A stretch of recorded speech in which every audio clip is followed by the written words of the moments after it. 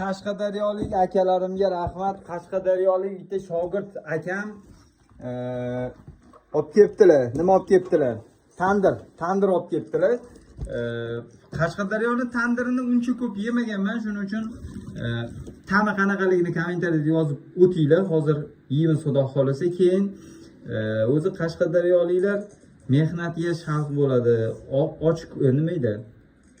Ochiq ko'ngil bo'ladi. Ochiq ko'ngil insonlar bo'ladi. O'shaning uchun o'zi borganda har doim xursand qilib jo'natib yuborishardi. Bu safar kelib xursand qilishdi. Ham shogird akam keldilar, tandir berdilar. Endi bilmadim, bu og'ir, juda og'ir, lekin qanchaligini bilmadim. Necha kilo bo'ladi bu korobkada? Yozib qoldiringlar. Hammaga sog' salomatlik.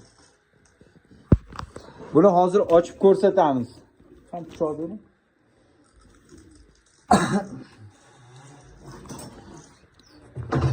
Qashqadaryoliklar ko'rayotgan bo'lsa, Qashqadaryo siyla deb yozib ketinglar, maylimi? Voh, buni hidini qara. Aka, Qashqadaryolik akam, o'sha shogird bo'lib kelgan akam. Rahmat sizga, Alloh rozi bo'lsin. Ochiq, nima deydi? Saxiy bo'ladi-da Qashqadaryoliklar. Buni qarang. Buni qarang. Gap. Tegida non, tegida nonlari ham bor ekan. Gap yo'q. Umrim bino bo'lib, menga hech kim bunchalik ko'p go'sht sovg'a qilmagandi. Qashqadaryolik akalar, sizlarga juda kattakon rahmat. Bitta odamning orqasidan men hozir yana ham Qashqadaryoliklarning ochiq ko'ngilligiga yana ham qattiqroq ishonch hosil qildim. Svarchik nomer 1ni podдержка qiladigan Svarchik nomer 1ni obunachilari, Svarchik nomer 1ni akalari Qashqadaryoda ko'p ekan.